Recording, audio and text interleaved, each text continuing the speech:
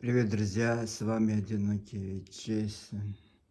Сегодня тоже продолжаю очек своих роликов про Ингушетию и культурное наследие этой республики. И как назло, каждый раз, когда начинаю что-то говорить, приходит русские службы. Сейчас пришла огромная машина. Она, вот так как моя улица закрытая, там машины не ходят. И вот они раз в неделю, я не знаю, сколько раз, вот иногда я и в воскресенье их вижу, приходят на машине щеткой, чистят вот этот тротуар, моют наши тротуары. Вот именно на нашей улице, где я сейчас сижу, и пришлось, к сожалению, прервать свой вот этот шум, очень большой шум. Пришлось прервать очередной свой выпуск про культурных деятелей Ингушетии. И просто сейчас, так как смысла нет снова начинать, я решил сегодня немножко сбавить тему. Я сегодня начал с того, что рассказать вам о культурном фронте, который, как сказать, бойцы культурного фронта Раи Евлоева, как она быть на Чечен-Ингушетии, где она, как, где работала, что вот это, и почему она, и, находясь там, была на этих, на подтанцовках, потом стала великой ингушской деятельницей, которая спасла Ингушетию. Вот этот репортаж этих людей, и вот репортаж от Хава Абадиева. Перед вами тоже очередная жительница города Грозный, Чечен-Ингушской ССР, Хава Абадиева, известный в Республике Ингушетия журналист. И Чечен-Ингушетия, будь на Советского Союза, тоже она была известна. В 1973 году она работала, и ее в 1973 году она лишилась работы диктора Чечен-Ингушского радио из-за участия его мужа Бека Абадиева в этой известном ингушском вот этом демонстрации в 1973 году. И вот она лишилась работы. И мы понимаем, почему она не любит этих чеченцев, это Чеченская республика, Чечен-Ингушетия. Но это другой, потом, по порядкам.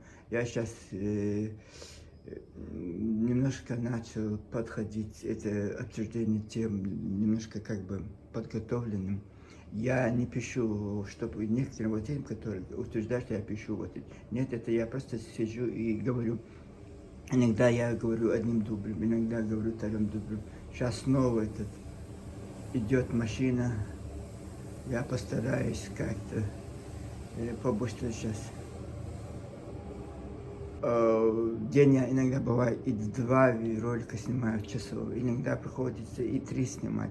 Знаете, это я еще работаю, это моя постоянная работа. В принципе, я мог бы, конечно, вот так все это тексты, так как я писатель, я могу это тексты писать и говорить, но я не могу читать это, поэтому мне очень удобно, так как я всю свою жизнь жил среди людей, жил в разных местах.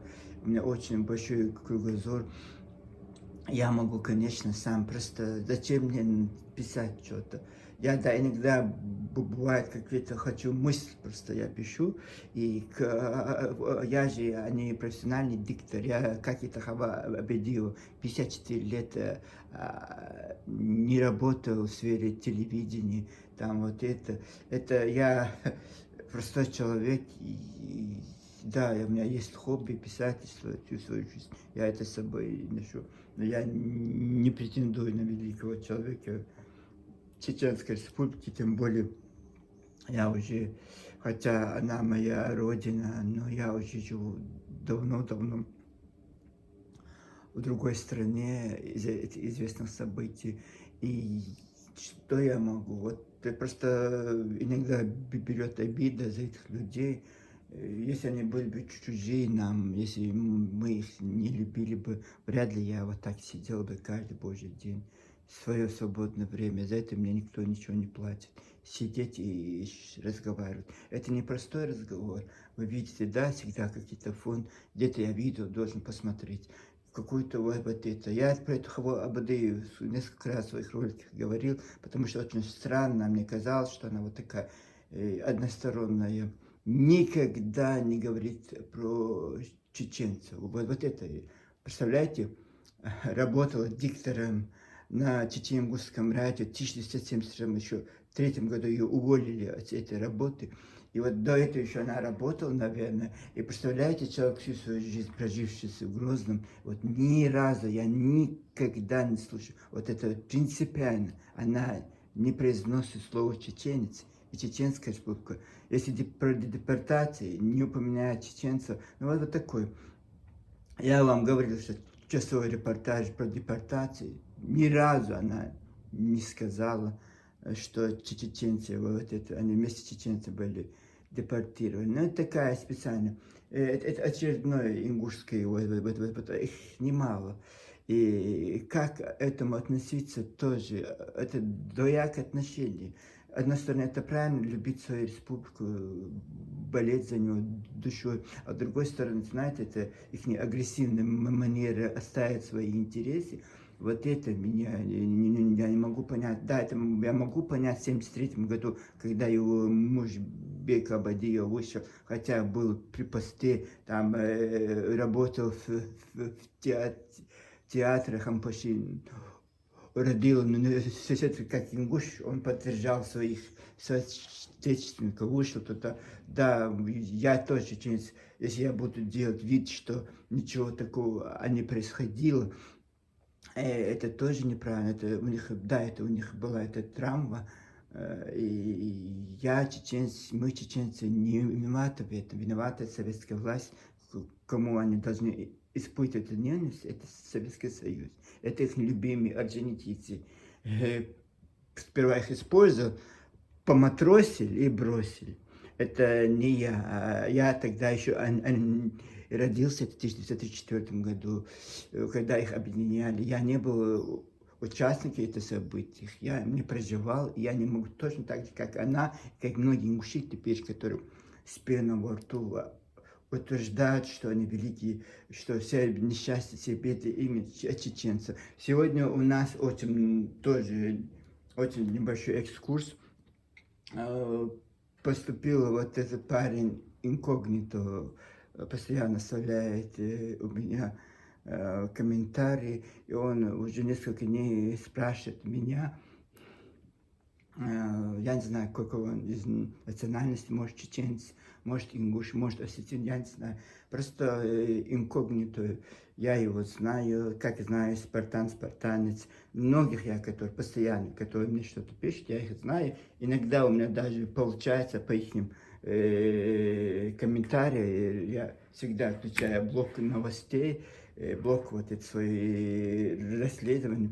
И вот он просит прокомментировать вот эту передачу артефактов жителям Седаха, Али-Юрта, там, Чеченский национальный музей, 930 экспонатов. И вот это у меня тоже сегодня, сперва мы поговорим про эту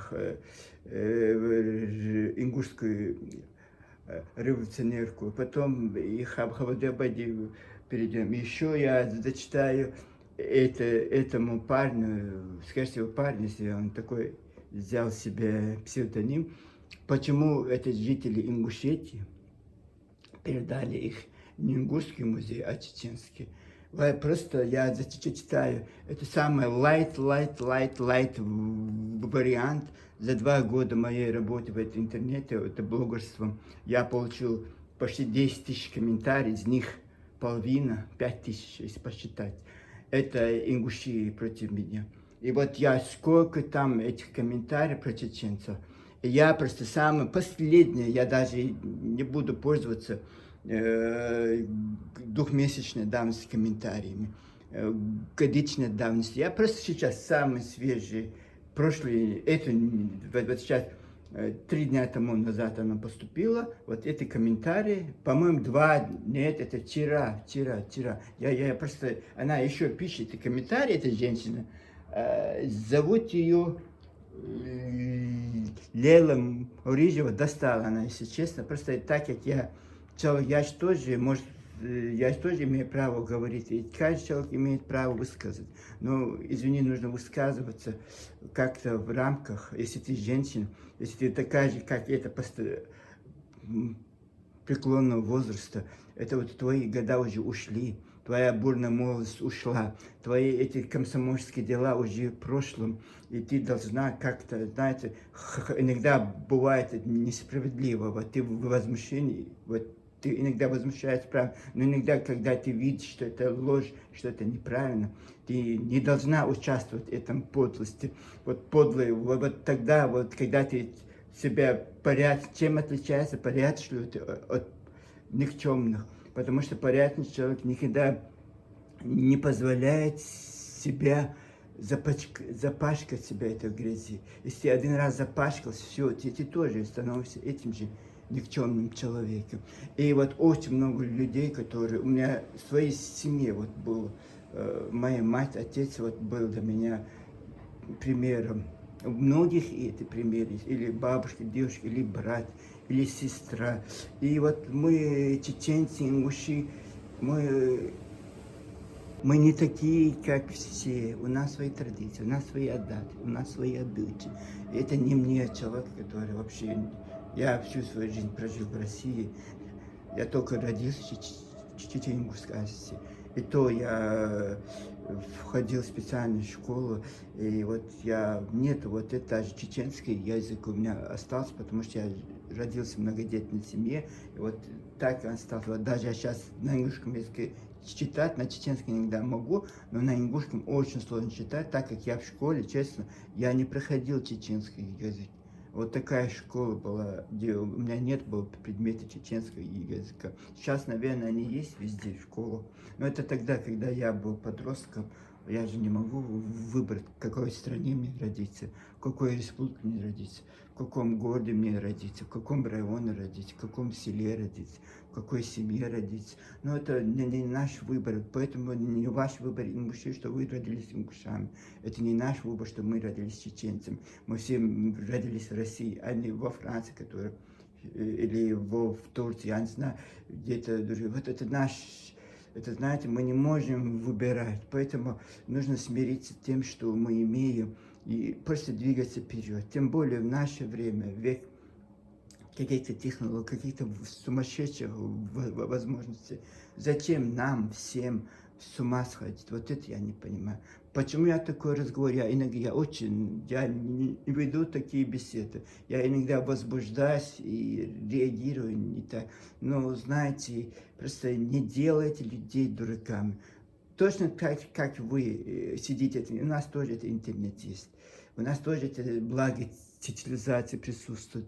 И мы можем то же самое, как вам, вот это все мы видим, то если вы пишете эти гадости, пару никчемных, кабинеты обкомских, я до этого говорил, об коммунских кабинетах вы там свои личные дела решать с этими русскими, или я не знаю, с кем там еще.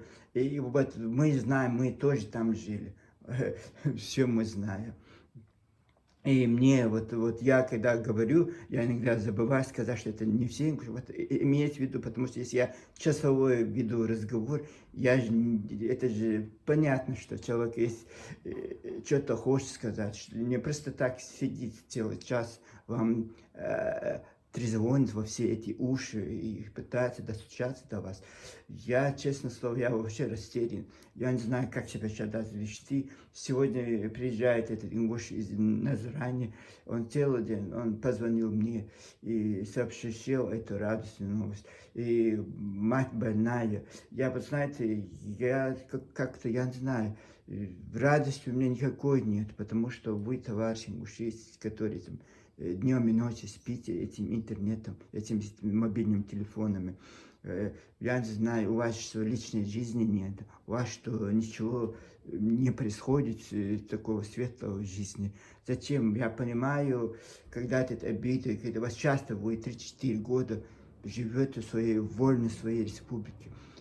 Кто вам мешает процветать, кто вам мешает сохранить эту историю, кто вам мешает все это, я не знаю, вы великие были мастера в Чечне, Ингушетии. Вот кто вам мешает сейчас, зачем вам одной кран сейчас снова бегать другой, снова 73 год, 1973 год, вот как будто бы вы в 1973 году находитесь, вместо того, чтобы винить этих русских, это Россию, это Москву, это Лубянку, в конце концов, вы вините нас, чеченцев, нашу главу республики. Вот все, вот беды бедных несчастных от чеченцев. Я просто отталкиваюсь от информации, которую я имею. Я имею очень, я не думал, я да, очень, что я вот так глубоко зайду в эти дебри, и мне не надо в эти джунгли, какие-то непонятные джунгли, вы, товарищи мужчины. Я не знаю. Начните эту историю. Вот вы в 92 году начали историю с крови. И поэтому вы вот такие, я не знаю, кровожадные. Обижаетесь, не обижаетесь, это ваше личное дело. Если я вам не нравится, это тоже ваше личное дело. Знаете, мне тоже вот эта женщина не нравится. Хотя она в платке, я когда вижу вот таких женщин, свою бабушку вспоминаю, свою мать, я же тоже, знаете, в войнах, чеченец. И вот это вот, я не нравится это Абадия, потому что она когда с самого начала она настроилась против нас, чеченцев, с самого начала она решила нас, знаете, вот, ненавистить жестоко. Вот ее пригласил вот этот, есть в войне Дог 2 года тому назад, пригласил вот, Уса, который ведет эту программу, это пожилой мужчина, очень приятной внешности, такой добрый, сделал должен, хороший ингуш, короче. И вот он пригласил, когда он встал, старик встал перед этой женщиной, она сидит, как будто бы ничего не было, она же королева ингушская, она же это все создала, ее муж тоже вот это все создал. И она сидит, ну хорошо, и она начинает рассказывать, очень много подробно, все хорошо рассказывать. И потом говорит про депортацию. Сейчас думаю, где вот эта война, да, это чеченцы, ингуши там состоят. И вот я сейчас думаю, сказать, не только нас, ингуши, депортировали, но сказать еще, что депортировали чеченцев, и кабардинцев, и балкарцев, вот так она скажет. Нет. Что вы думаете, что она сказала? Депортировали не нас, чеченцев, но и другие народы Северного Кавказа. Не только нас, ингушей, а другие народы Северного Кавказа. Не упомянула чеченцев. И вот эта его чеченофобия, вот она винит, что ее изгнали из радио телевидения Чечни, Ингушетии. И вот она, и мужа тоже уволили с работы, только восстановили в 1981 году. Давайте сейчас я подробно, я все ответы будут, досмотрите до конца, потому что так, я просто сегодня был другой план, но ничего, мы справимся с этой задачкой. Просто нужно оставаться в любых человеком. Да, ты не можешь согласаться с мнением другого человека. Да, это может тебе не нравится, может иногда это обидно, что вот так человек, ты считаешь братом, вот так говорит. Это не просто так, бывает взаимное обвинение, взаимная ненависть, это ничего хорошего нас не приведет. Эта история показывала, вы никому не нужны товарищи ингуши, кроме чеченцев. Вы представляете? Точно так же чеченцы, вот ингуши. Сейчас, конечно, очень сложно видеть, что вот чеченцы, да, очень, очень хорошо к вам относятся. Да, есть люди, которые, вот, конечно, вы, если вот такое пишете, вам ответить. Это ответные действия. Просто вы в 2018 году, как начали эту революцию ингушскую против чеченцев, вот продолжается до сих пор. Вы никак не можете остановиться, никак не можете прийти в себя, хотя все ясно, все понятно, границы уже определены, и что вам не хватает этой жизни, я не пойму, поэтому вот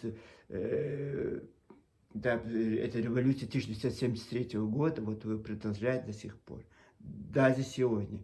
вот ваше телевидение, вообще вот она является редактором, она, по-моему, захватила все ингушское телевидение, потому что она же революционерка первая, и вот она программы, просто мы сейчас вернемся к Хаву Абадиеву, какие она программы ведет на ингушском телевидении.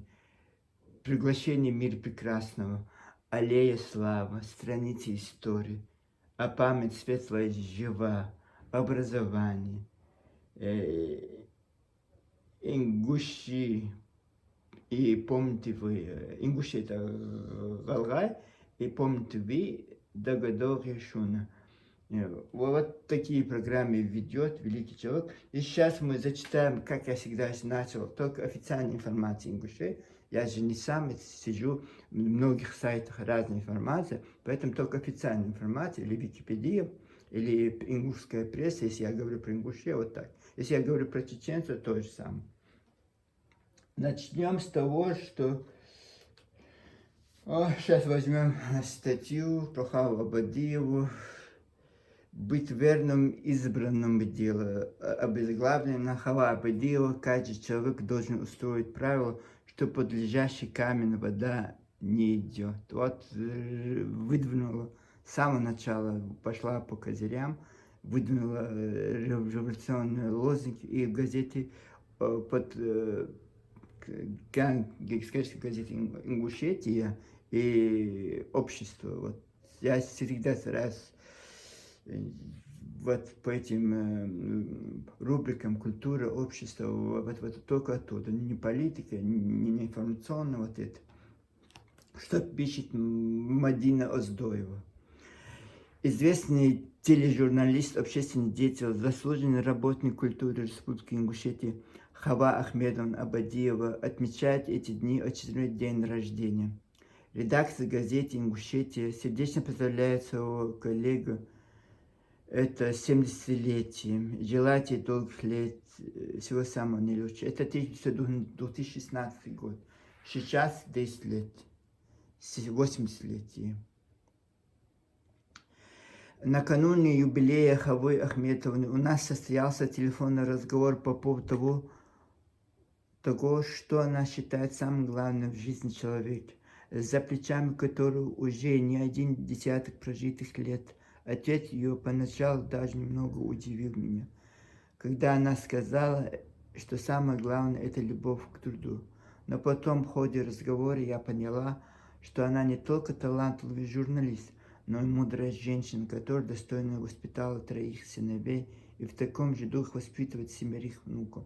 Самое главное условие, которое она поставила перед собой в течение всей своей жизни – она неустанно творила и детям трудиться, говорила, вторила, какой-то странный оборот речи, вторила детям учиться, трудиться, еще раз трудиться. Дружная семья Беки, Хавы, Абадиевых никогда не знала, что такое легкие деньги, потому что они добивали их всего честным, бескорыстным трудом. В моей жизни было очень много взлетов и падений, говорит Хава Ахметовна, но я никогда не переставала верить в добро и не любила сидеть сложа руки. Мы с моим покойным мужем Беком учили детей уважать общество и работать, чтобы жить и не нуждаться ни в чем. По словам Хавы, полное удовлетворение души она постоянно находила в творческом процессе, в котором она продолжает заниматься и по сей день на самом высоком профессиональном уровне. Начав однажды свою трудовую деятельность в Чеченской гостелерадиокомпании, она на протяжении 54 лет остается верна избранной профессии, потому что любит дело, которому посвятила всю свою жизнь. В настоящее время Хава, большая статья, Абадиева работает в телеканале «Ингушетия», является автором многих популярных телевизионных программ. «Долгая дорога домой», «Мир прекрасный», «История свидетельствует» и другие. Это, видите, сколько у него программ? Интересно, а другим людям тоже, там же немало журналистов, которые молодые, дороги же нужно давать, нет? Вот она захватила все, еще она редактор на этом телевидении, музыкальное, по-моему. И все, она эти сотни программ вела. И вот она говорит, труд, вот это интересно. И вот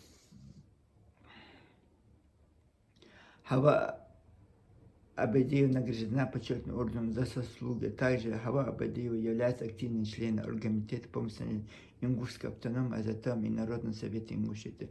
Вспоминая время восстановления нашей республики, в частности, непростой период появления у нас своего телевидения, Хава говорит, что тогда находился в состоянии психологического шока и полнейшей растерянности. Люди нуждаются в информационной подпитке, наверное, больше, чем пищи. Хава хорошо помнит, как в тяжелых материальных и бытовых условиях проходили становление ингушского телевидения.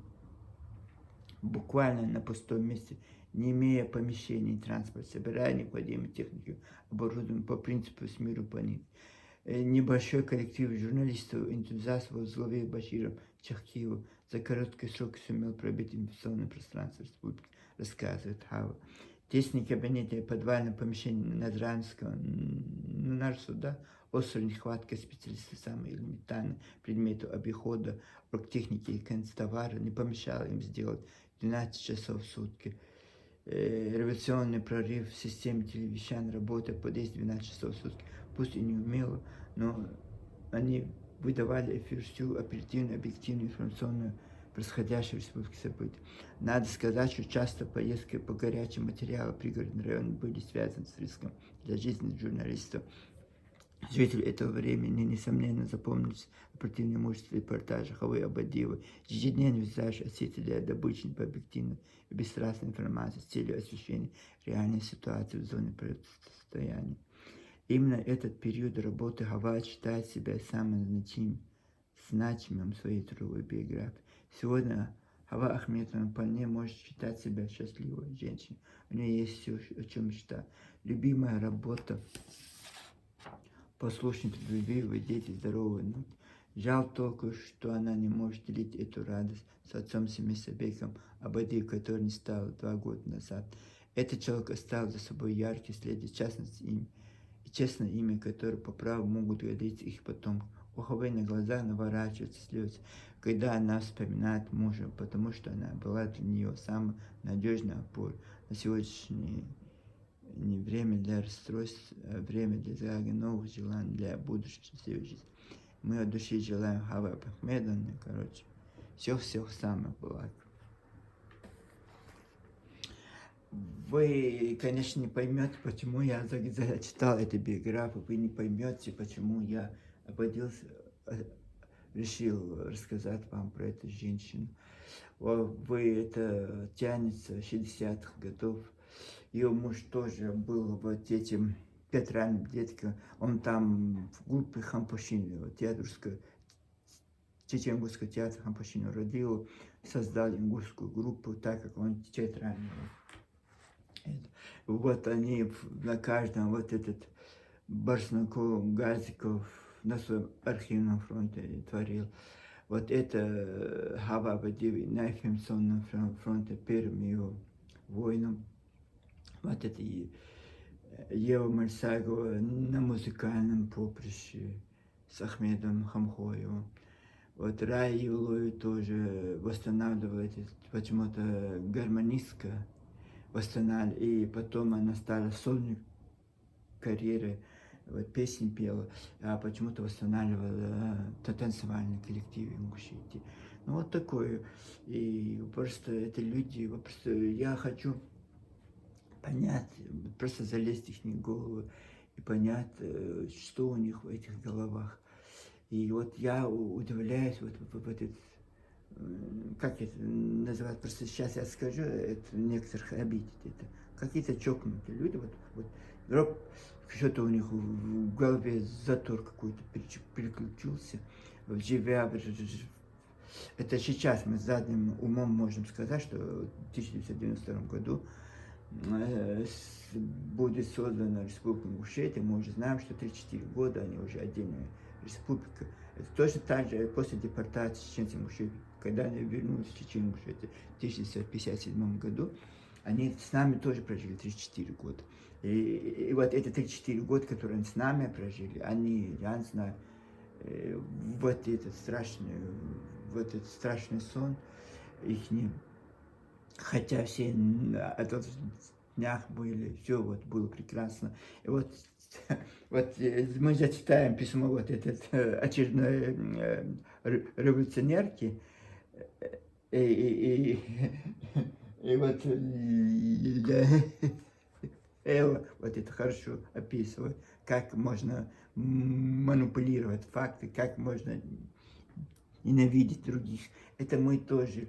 И вот это какая-то цель, прошло 3-4 года они живут в Чечне, Ингушетии, и они и знают, что Советский Союз развивается, они и знают, что будет создан Ингушетия. Но вот в самом начале, знаете, живя в чужом доме, вот свои правила, свои вот эти, вот она даже, если она ее, они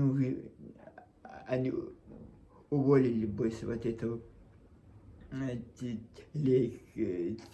радио, чеченского радио, и вот она, не знаю, я очень такой странный, ну понятно, там Боко был председателем президиума Верховного Совета Чеченской ССР, 60-х годов, как он стал, до самого конца, он там 20 лет, по-моему, но вот они своих этих мужчин по-разному, вот это устроили телевизор, знаете, таких дикторов сколько у них было?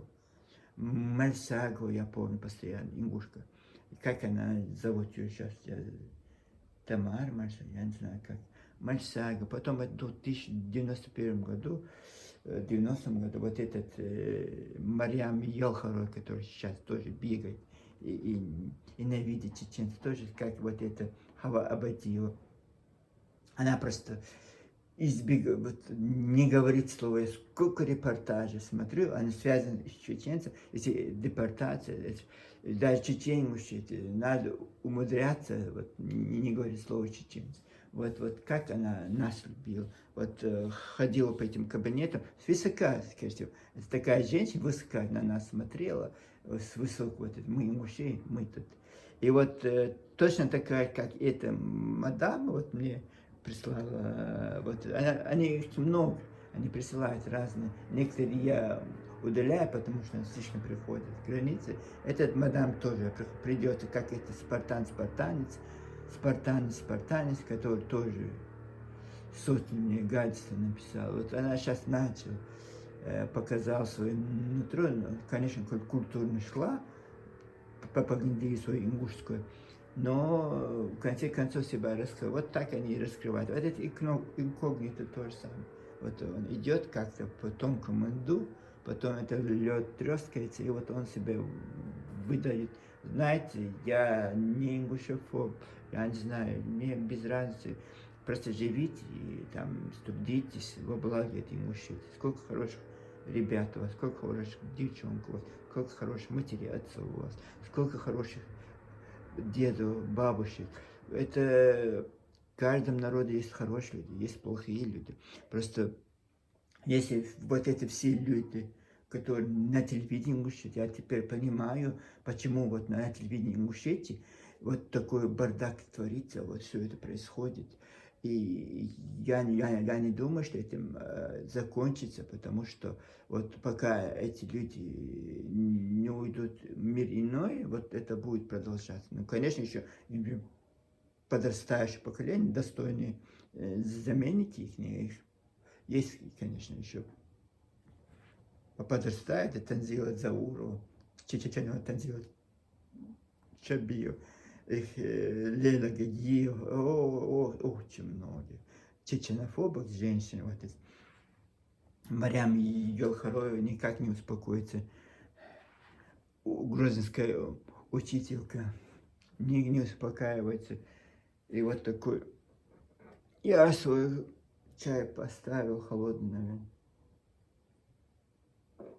размышлять, я вот такие размышления странные. А на стороне жалко, потому что все равно, а потом думаю, что их жалеть. Они же, когда они были при власти, чеченцы не думали про нас, чеченцев, не жалели нас, а потом предали нас. И вот это сразу все захватили с собой. Вот она, я почему и прочитал эту биографию Хавы Абадиева, она же, вы слышали, что она говорила, что у нее ничего не было. Вот они все с грозненских телеканалов, все они перетащили их в Ингушетию. Вот просто взяли всю базу, вот что они могли украсть, украли. И вот они до последнего дня, хотя 91 года же было, в 92 году, когда создали Ингушетию, было понятно, что они все должны уехать в свои Ингушетии и создавать эти Ингушетии. Нет, они сидели до последнего дня, потому что был дан указ это Базоркиным, вот и другими, это Исика, Зоевым, вот это Ибрагимом Дальхиговым, которые умные ингуши, чтобы до последнего вот по чуть-чуть и возите в Назрань чеченское добро, вот опустошите музеи, опустошите фонды Гостелерадио ЧССР, и сейчас вы пластиночками бросаетесь, это укран, это не копии, вы все стащили, у вас ничего не было, вот это Хава Абадиева сама рассказывает, что ничего не было, и вот откуда у вас все это взялось, вот это я хотел бы знать. Ну, вот такое. Там еще есть статья на 6 страницах его мужа Бека Абадиева, пламенного ингушского революционера. Но вот смысла нет читать, я так думаю, тоже в 2023 году вышла та же самая Мадина Оздоева в рубрику «Общество» на газете «Ингушетия». К 85-летию со дня рождения Бека Абадиева вышла статья. Очень огромный, на 6-7 страницах.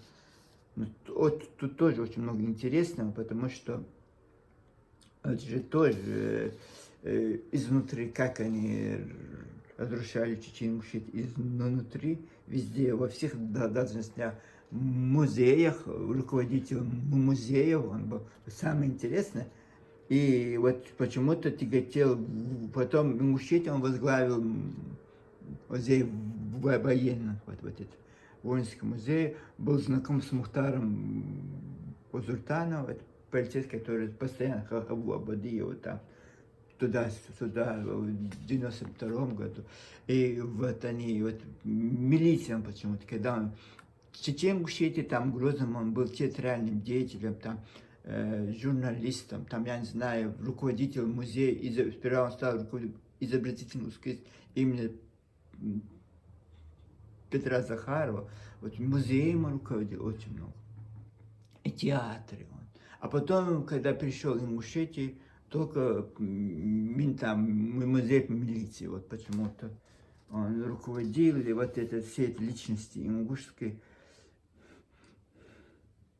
Тут очень-очень много, но вот так, как украли из чеченских музеев вот эти все артефакты, почему они оказались в Ингушетии, и потом хорошо, что вот поэтому я сейчас именно немножко посмотрим, что говорит Мадина Оздоева про этого Бека Абадиева, потому что нам он интересен тем, что он руководил музеями, вот именно поэтому нам он интересен. Ага, он родился в 1938 году, носил корты.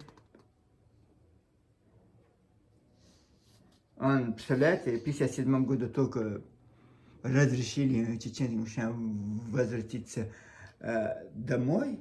И только два парня, ингуш, вот этот Бек Абадиев, в 1956 году приехал Азран, Грозный имеется в виду, и вот этот другой композитор Аднан Шахбалатов, то же самое, приехал с Казахстана, еще чеченцев ингушей не пускали, вот я знаю два примера, вот это очень Бек вот этот, который просто так приехал в Ингушетию, еще других ингушей они возвращали, но вот Аднан Шахбалатов, так как он там учился, там вот это, он приехал в Махачкалу, по-моему, его еще чеченцы, ингуши, они возвратились на родину, он из первых приехал учиться в Махачкалу, какой-то музыкальный, что-то вот это.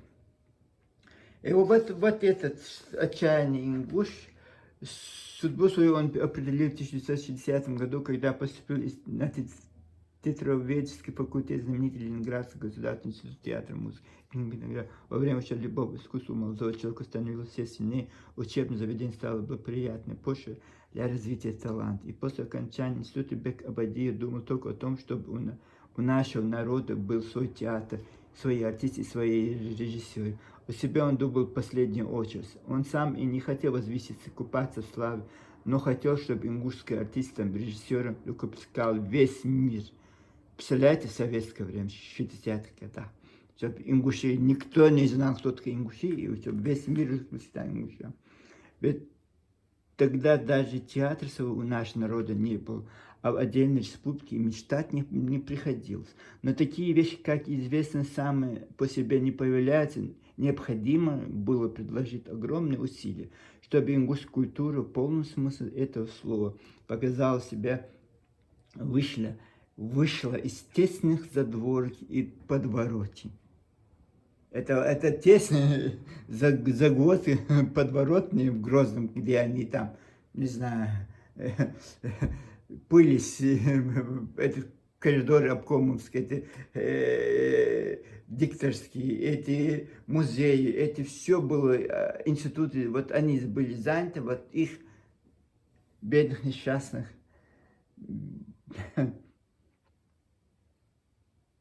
он чувствовал, создал, что он тут не сделал. А вот это, вот, идем, плодотворная организаторская деятельность Абади прервалась в 1973 году за участие в общенациональном митинге, где народ требовал установления конституционных прав.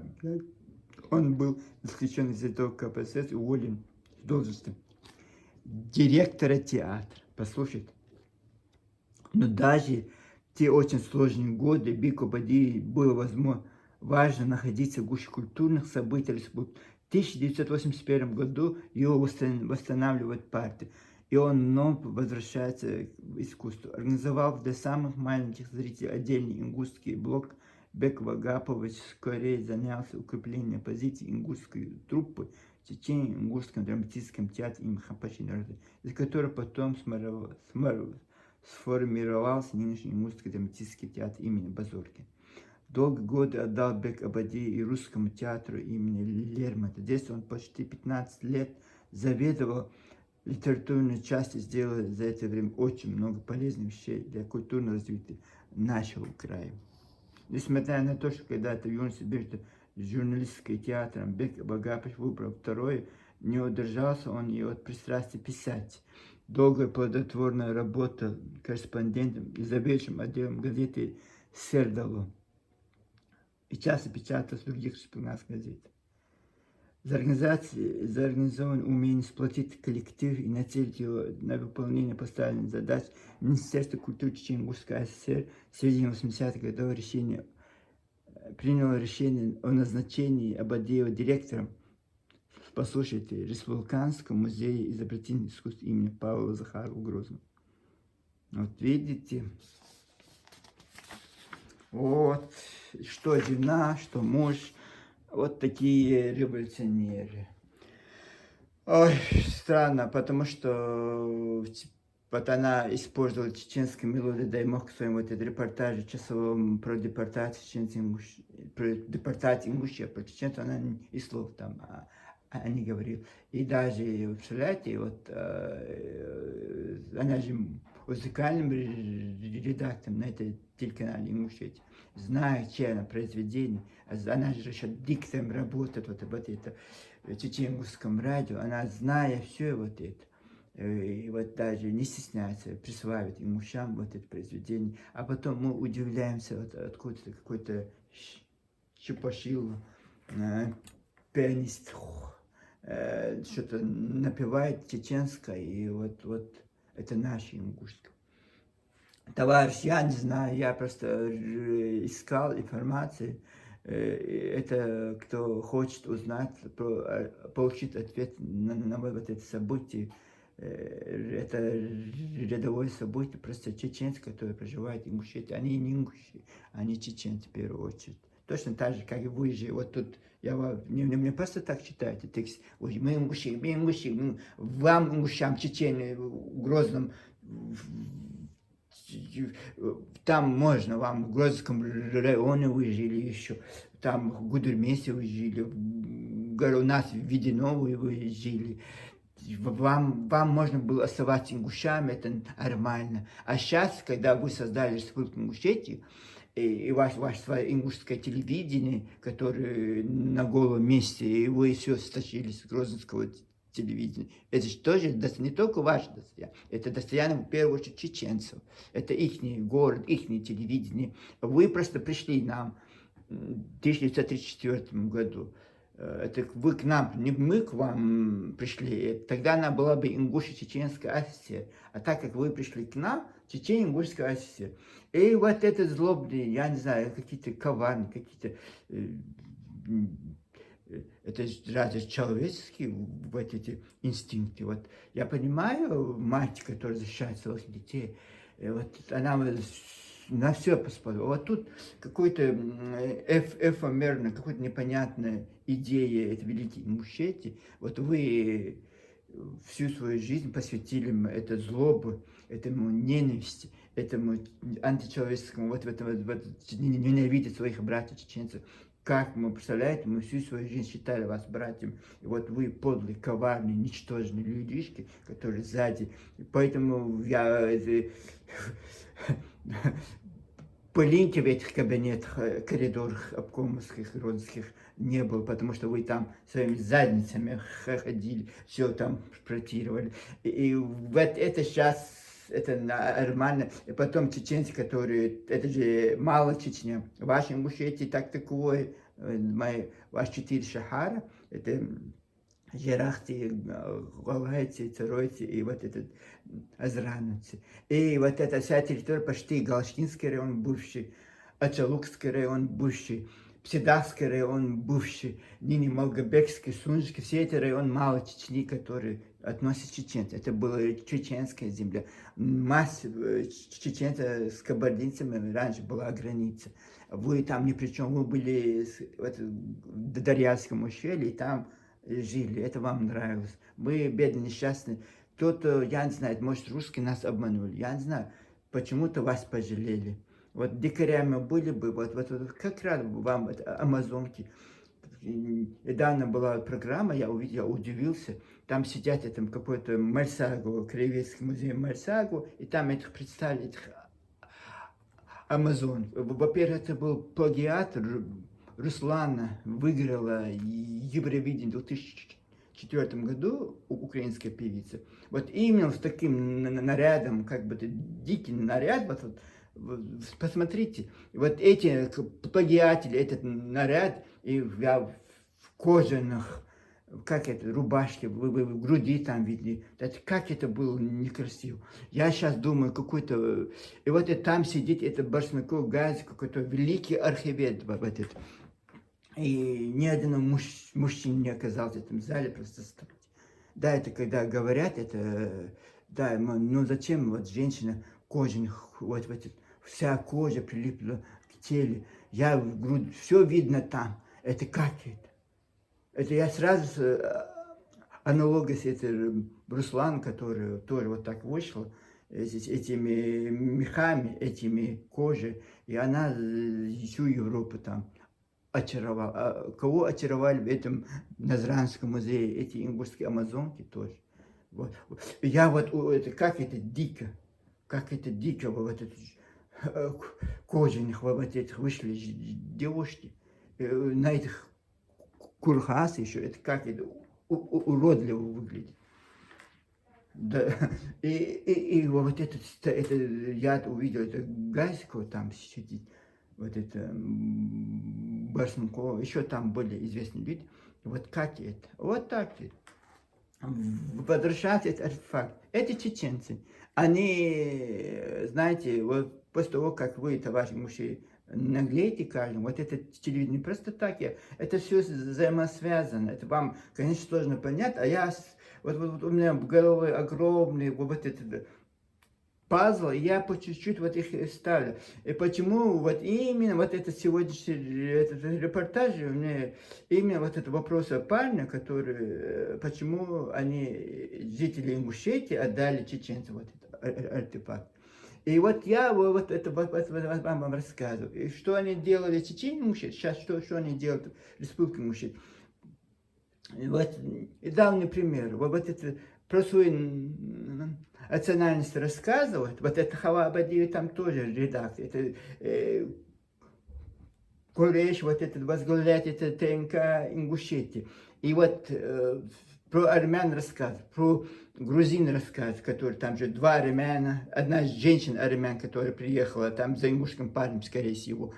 И вот афганец, который на этих праздниках плов делал, тоже у них оказывается экзотическая национальность. Это же его показывали, когда вот этот глава Ингушетии пришел вот это, на этот фест, на площади Ингушетии. Вот там этот мужик плов готовит. Даже этот глава Ингушетии к нему подошел, это так было реклама. И вот это, вот всех про русских казаков рассказывают, про это осетин рассказывают. Ни одно слово, что чеченцы проживают в вашей Ингушетии, вы не сказали. 20% вашего населения это чеченцы. 100 тысяч чеченцев проживают, 99 населением Сидаха, Аль-Юрта, все эти чеченцы, там, Карабалака, население половины чеченцев. И вот вы сделали вид, что чеченцы не существуют. И по телевидению вы то же самое делаете вид. Вот как это устроили эти чеченцы, ваши ингушские апартеид, дискриминируют их по национальным, по социальным признакам. Вот их окружили своими селами вокруг, и никакого развития. Бедные нищие, это огромное село, где тысяч людей проживают. Они не могут жениться, не похоронить своих умерших, потому что земли нет. Вы как будто бы вот со всех сторон. И глава Ингушетии выделил землю, это же нет, вы отобрали, когда он ушел из власти, отобрали. И поэтому эти чеченцы посмотрели на вас, дикари, ваши джунгли. Вы, если они отдали бы все это вам, сразу вы, это все ингушское, и потом вы сочинили бы за эти артефакты другую историю. Как вы вот этот Курхас, вот это из древнего склепа, это же в 80-м году, это фотография, и оттуда, с Арачевского, нашли подобие. Это фотографии 5 сортов Курхаса, и одна фотография именно из Харачевского склепа в советское время. И вот это вы украли, и у вас история вышла. А сейчас, если бы они отдали бы вам эти артефакты, вы придумали бы, сказали, что вот это все чеченцы, они при чем, это мы ингуши, это все наши, это не ваши, это территория Ингушетии создана в 1992 году, вот она стала Ингушетией, и то вы сперва сделали провокацию этим осетинам, пролили там кровь, потом трупы ваших ингушей, которые бедных, несчастных, еще не опознаны, лежат рано на площади, а вы с русскими войсками пришли к нам захватывать Сунчинский и Малгобекский район. Вот это доказанный факт.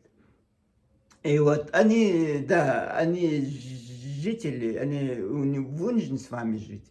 Это чеченцы, это не ингуши.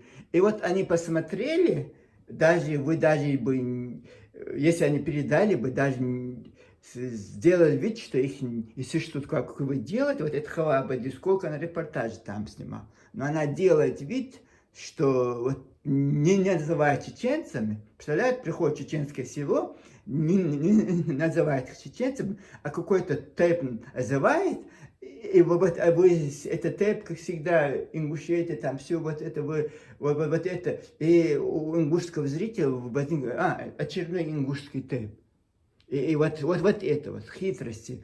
И я никакого уважения вот этой мадам, которая же старая, жива, не жива, вот последняя, по-моему, жива, я же смотрел же последнее ее видео. И вот такая мадам, и потом ингуши, может, и порядочно, может, и непорядочно, удивляются, почему они так поступили с нами. У нас и так все, у вас все хорошо, вы катитесь в масле, вы присваиваете все, вот просто так, одним росчерком пера, никаких у вас нету, никаких тормозов, никаких правил, какой-то вот, как дети джунгли, поэтому у вас это в сознании появились эти амазонки, эти аморальные личности. Где ваши-то, хорошо, у вас были амазонки в этих горах, а где ваши мужики были? Вот это. Вот. И вот где они были? Вы же говорите, что вы 400 лет, чеченцы это ничего, это мы, это мы. Хорошо, а где они были? Зачем? Где амазонки, где вы Ингушетии? И ложь на лжи, вот эти все аморальные личности, которые все вот эти, во всех этих из Грозного, они все из Грозного. Самое обидное, что они все из Грозного, там прожили с нами. И в Творе нужно было под метелку, все, вот 92-й год выгнать всех своих Ингушетий. Не сделали мы братья, мы друзья, а сейчас вы показываете свою нутро, свою сущность.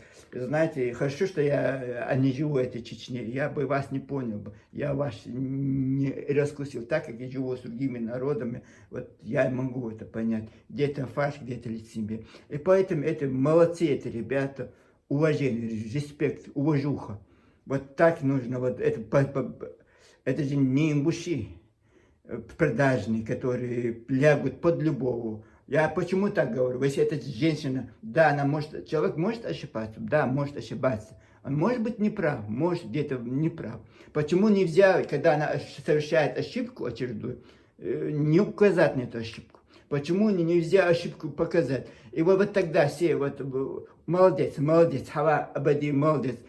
И вот вы вот так лжи на лжи, лжи на лжи. И вам ложь кажется правда. Поэтому эти ребята поступили очень мудро, очень грамотно, потому что они поняли, что вот если они бы сейчас отдали бы все это вам, мы сочинили бы снова сказку, что вот это чеченцы там, вот это мы мужчины были. Потому что это в наших музеях, потому что это наше телевидение об этом говорит, потому что в наших книгах это написано, в газетах это печатается. Вот у вас вот такое вот, и все пиши пропало. Поэтому, дорогой мой, я не знаю, как тебя зовут, они отдали, не потому, что они не любят Вашингтон, не потому, что они вот не хотели бы вам сделать приятно, а потому что у вас манипуляция, слишком много манипуляций, непорядочных вещей. И вот они бы отдали бы, и они бы сделали вид, что это ингуши им отдали. И все. Не говорили бы чеченцы из Псидаха, нам вот такой подарок. Нет, вы это не сказали. Вы в своем телевидении слово чеченцы вы не используете. Это я, который сижу и смотрю, и очень много всего. Просто мне, вот ты волнуешься, мне тебя жалко, конечно. Знаете, иногда нужно, знаете, если мой отец что-то сделает неправильно, я скажу, что это неправильно. Мой брат, вот я сейчас, почему я одинокий жизнь? Мне показалось несправедливо, что-то было.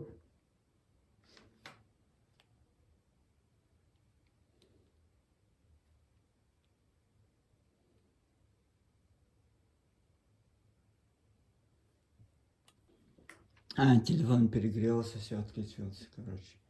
Ну, вот такое. И чтобы тебя немножко развеселить, то точно каждый мадам, как это Хава Бадиева, как это Танзил Заурова, есть какой-то вот, не просто так человек сидит и пишет. Смотрите, что пишет мне вот эта мадам. Сперва Джейсан, это она использует башкирское или татарское женское имя, чтобы меня зовут Джейсон, она и пишет Джейсан. Несмотря на то, что текст был заранее записан тобой или кем-то еще, но там много разных нестыковок, сколько противоположностей. Почему вы до сих пор не говорили о том, что ингушские певцы поют чеченские песни? Потому что это не ваше собачье дело, кому их авторы отдают. И не за спасибо, а за хорошенькие деньги. Это я, когда разоблачал этот проект, или она там под этим комментарием ставила эту запись. Но после того, как семейно читая Якуб Гагиев и Танзила Заурова, ошиблась она просто, показали передачу сборники песен, даже не зная о их содержании, чеченские шайки провокаторов бесились и наперебой выслушивать перед кураторами заказчиков. В чего Ингушетию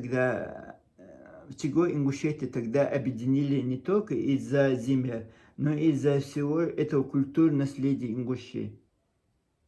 Это, получается, в 1934 году эти чеченцы объединили, потому что у Ингушей большая культура, и чеченцы вдруг решили воспользоваться моментом. Общая автономия Ингушей, в общей автономии, самое интересное, слушайте внимательно, общая автономия, манипуляция этим мадам. Ингушей задвигали, как котят, ногой угол, а работники филармонии носились по ингушским городам и селам, и в первую очередь по пригородным районам и записывали всеобщую копилку ЧССР. Вы поняли, о чем? Да, бедные, несчастные ингуши. Городам по ингушским. А после стали всеми способами выдавливать ингушей, отбирать рабочие места и торговые точки. Демонстративно выставлять лозунги ингушей, Назрань и так далее. Какие торговые точки были в Советском Союзе? У вас было? Вот бытность, отбирать рабочие места. Да, вот эти провокаторы отняли, это не мы, КГБ СССР, вышвырнула эту мадам с работы, потому что с мужем она там химичила. Это чеченцы сделали? Нет, это советская власть сделала.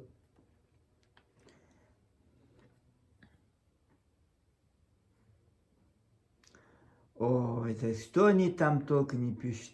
Бытность общей автономии ингушей сделали ничем. А пастухи и всякие пузатые мелочи из чеченских сборных обществ стали людьми, пока на смотрите, что пишет, пока на госдолжностях были ингуши. Вот как вы поймете вот это оборот. Когда ингуши были начальниками, они только тогда стали людьми, чабаны, типа.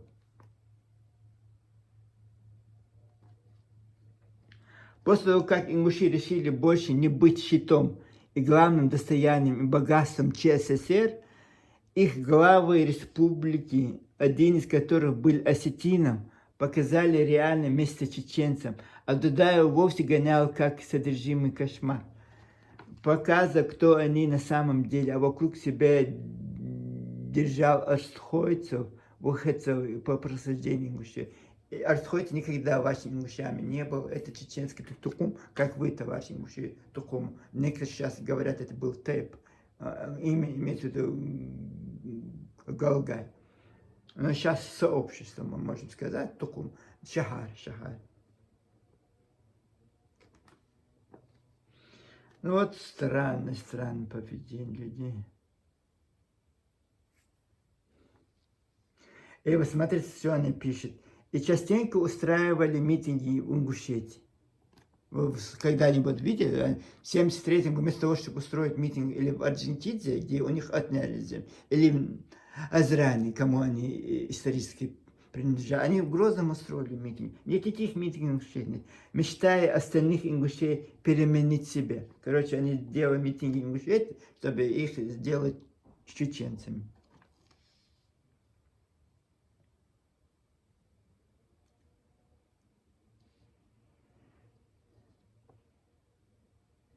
Потому что они считают этими ингуши, потому что знал, что ее имперские амбиции с чеченоговорящими коктейлями он не добьется желаемого. Это получается ингуши боролись и умирали за Чечню.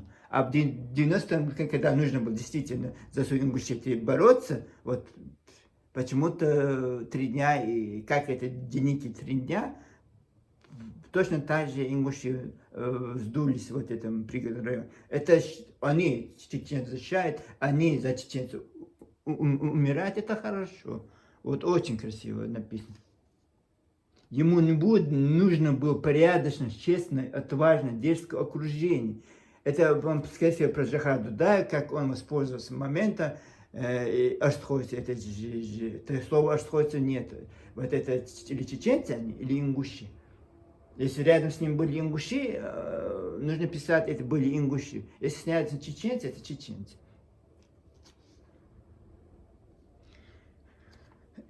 Дерзкое, отважное дерзкое окружение, а не всякая шваль, которого все нашествие иноземцев предпочитали обменивать свою жизнь, подкладывая женщин. Это пишет ингушская женщина.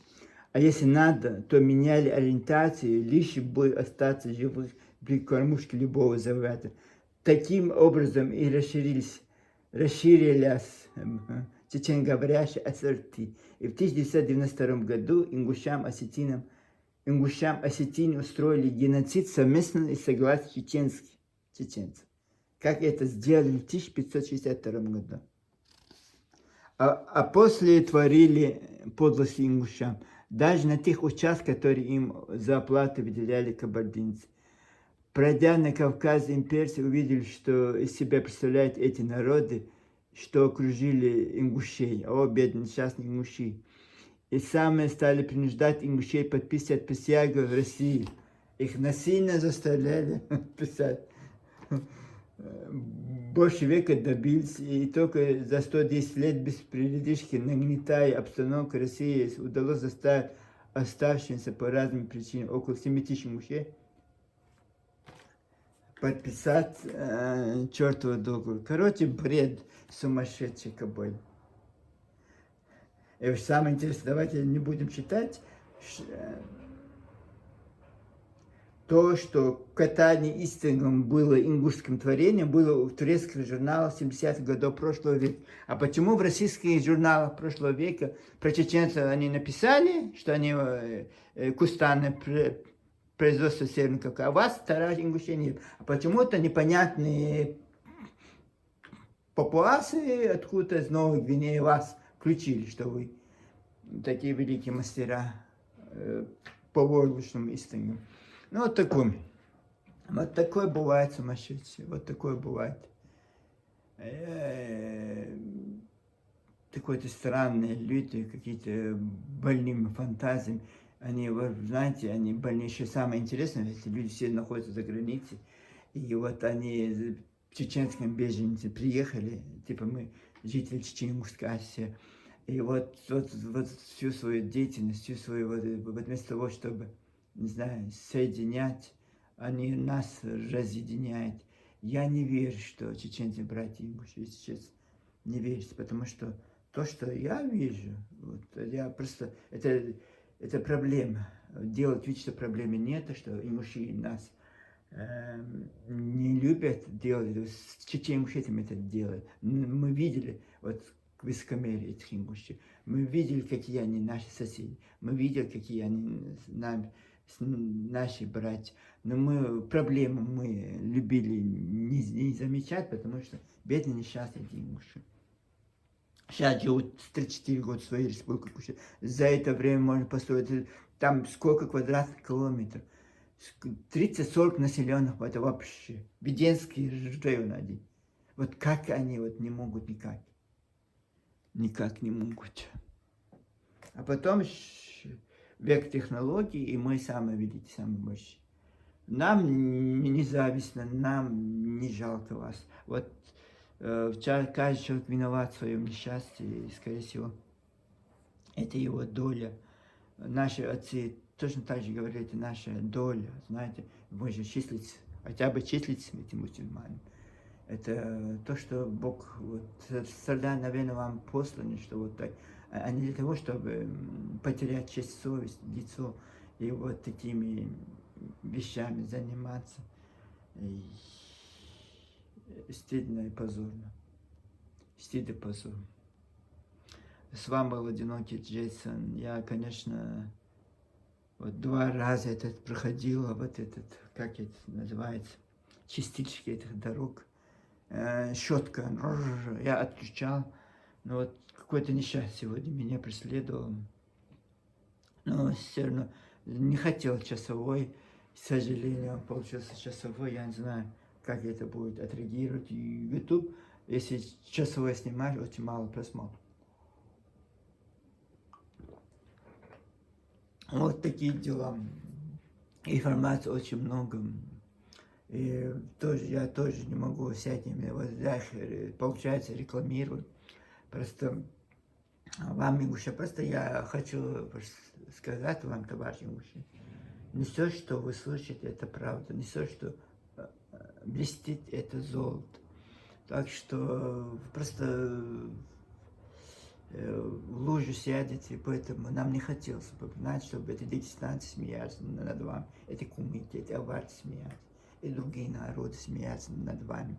Это все равно, они нас почему-то провоцируют, как братский народ, как войнавский народ. И вот этот часть сфер у нас, скорее всего, будет преследовать всю оставшуюся жизнь. И вам, бедный несчастный Гуши, бедный несчастный, я не знаю, что вам можно, как вам можно помочь. Вам же нужна эта помощь.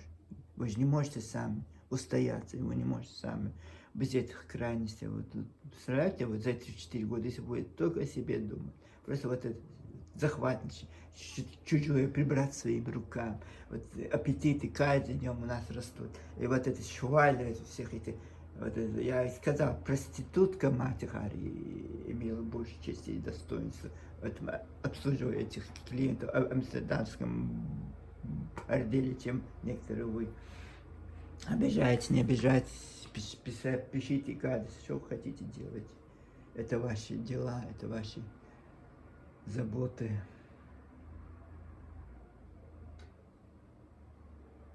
Ну, вот такое.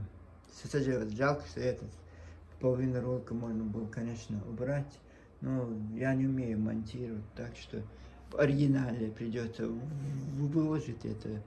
Конечно, монтировку, конец я бы, наверное, убрал бы, но что делать. Ну, вот такое, знаете, вы будете нам писать, говорить, мы вам будем отвечать. Выиграют от этого ваши враги. Не наши враги, а ваши враги.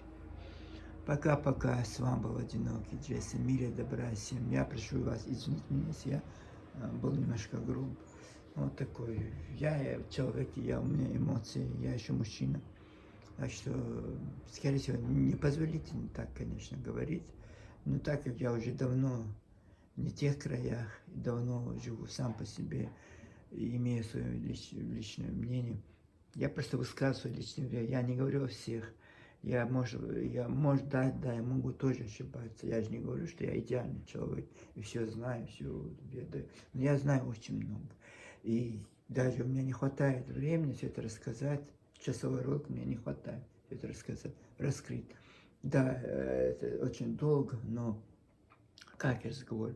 Пустые разговоры это на 5 минут, на 10 минут. А основательно, чтобы человек мог дойти и хотя бы понять, потом после этого урока он будет размышлять, почему это так все плохо, почему это так все нехорошо. Это звучит нехорошо, это смотрится некрасиво. Так что я не буду делать вид, что все хорошо, все очень-очень плохо.